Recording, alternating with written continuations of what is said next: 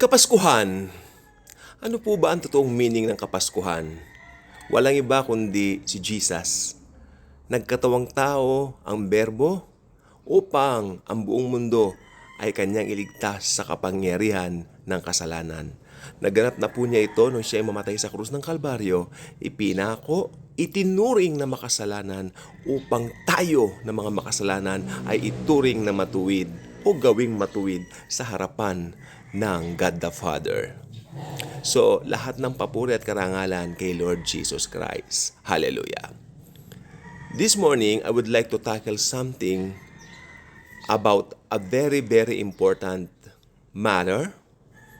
Like, very important kasi gagamitin natin dito ang ating attentiveness. It means we should be very attentive on what is going on around sa atin. Sa pang-araw-araw po natin ngayon, ano po ba yung mga napapansin natin mga nagbago? Numero 1 pong nagbago, klima, panahon. Alam ninyo, minsan malamig sa umaga, later on that night, mainit. Pagising mo, minsan naulan pa. Kailan ba yon? The other day, ang lakas ng ulan. No? Samantala nung umaga no, nakapamasyal pa ako, maaraw. I think that was a Monday. Ang dami na nagbago sa klima when it comes to our climate. Climate change talaga.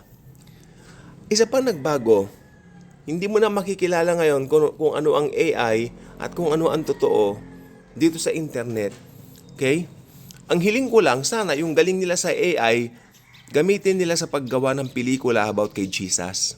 Kasi yung mga pelikulang ginagawa nila about kay Jesus, nakikita ko, hindi consistent yung mga AI representatives. Yung the one who representative Christ, maya-maya magiging maigsi ang buhok, magiging mahaba. Kung gagamitin nyo yan, gamitin nyo sa pag-create ng isang magandang movie about kay Jesus at ipalabas ninyo sa mga sine. Para, yes, aminin natin, younger generations always using AI. No? Yan, isa pa nagbago yan. Tapos soon, sabi nila, itong 2026, talagang marami na magpapatupad ng cashless society, no? Na talagang more on GCash, no? Ang pagbabayad natin more on GCash at ilang moding payments na hindi nagagamit ng physical money. Sa iba maganda, sa iba yung mga hindi sanay, well, dahil siguro kailangan pang pagsanayan. Pero alam nyo kung nandyan na yan, walang magagawa ang tao kundi ang masanay, hindi po ba? Ayan po mga pagbabago. Another thing na pagbabago po talaga, yung interest ng mga tao, nag-shift na po. Dati mahilig makisalamuha ang mga tao, pero ngayon, sa presence ng internet, yung iba pinipili na lang na maging creative through their own, which is good ha, para sa akin maganda rin naman po yun. Pero sana wag natin kakalimutan na we are humans at kailangan natin makisalamuha sa kapwa-tao natin. Why all this? Why all these changes na nakikita natin?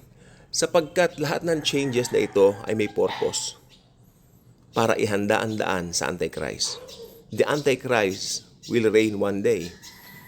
Pero ang good news, like ko sinasabi sa vlog na ito, sa mga video ko dito, ang good news, kailanman siya po ay hindi na po natin aabutan dahil magkakaroon na po ng pagdagit sa atin ang mahal na Panginoong Hesukristo bago pa dumating yan na siyang ipinagdiriwang natin ang kanyang kaarawan bukas 25, no?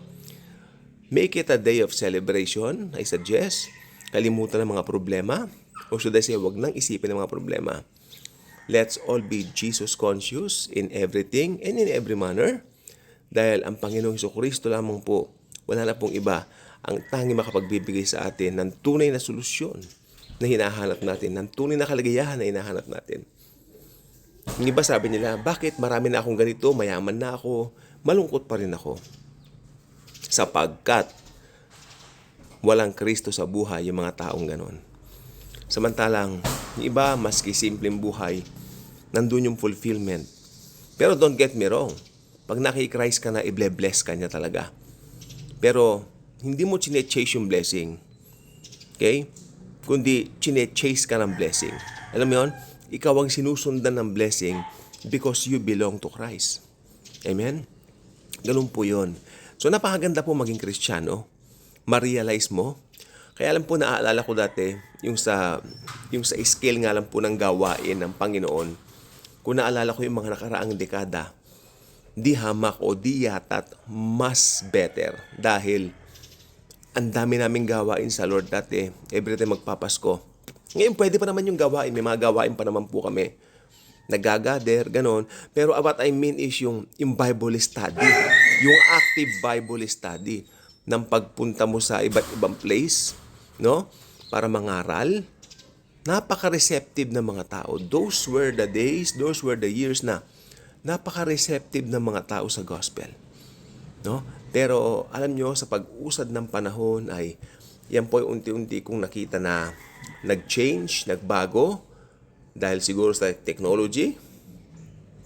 Pwede rin, pero ewan ko, hindi ko maintindihan. Siguro mainit ang panahon, naiinitan lang. Mahirap mag-conclude.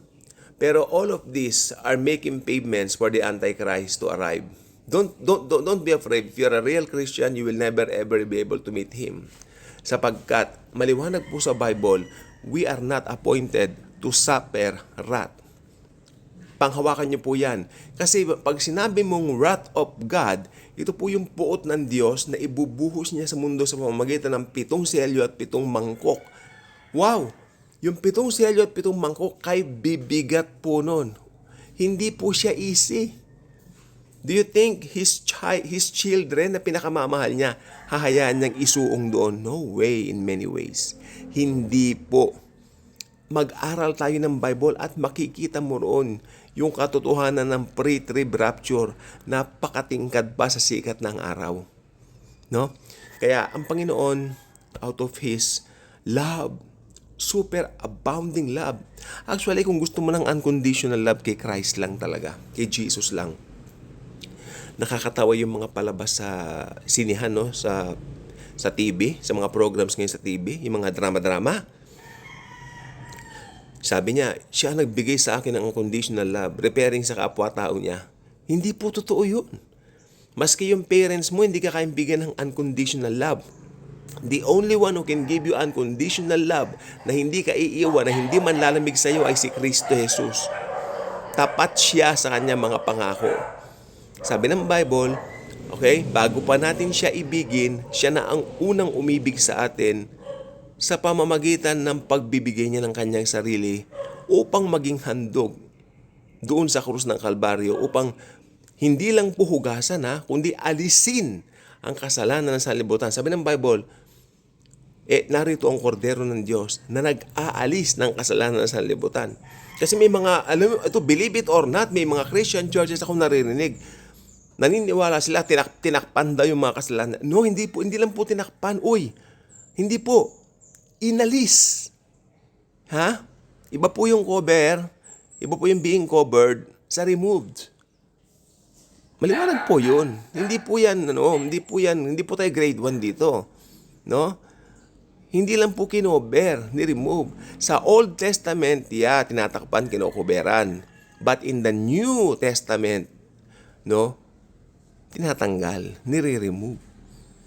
Kaya nga po hindi ako naniniwala, ewan ko lang po sa iba, na ang isang Kristiyano may dalawang nature. No, you are a new creation. You have a new nature according to the Bible. Hindi ka na tulad ng dati. Pag maniniwala ka na may two nature ka, baka parang katulad ka rin nung dati. Paano nagkakasala? Ako, isa man nandito ka, pero yung spirit mo, perfect na yung espiritu mo. Itong body mo, hindi pa. Kasi nga, body to eh. Yung espiritu mo, perfecto na yan. Amen? Yan ang, pag namatay tayo, or should I say, ako hindi na ako mamamatay magra-rapture na eh. Lahat tayo, claim na natin, wag tayo, no? Pero halimbawa, yung mga nabuto ng kamatayan dati, yung spirit nila, yan ang pumapa sa Panginoon o pumapa sa impyerno pag nireject si Christ. Yun lang po. So, iba na po ang panahon ngayon. Let's have a very different Christmas celebration. Pero wag natin kalilimutan, Jesus is always be the reason for the season. Ka-good vibes ka na ba? Kung hindi pa, click that subscribe button. Share this video, share Jesus. God bless. Merry Christmas!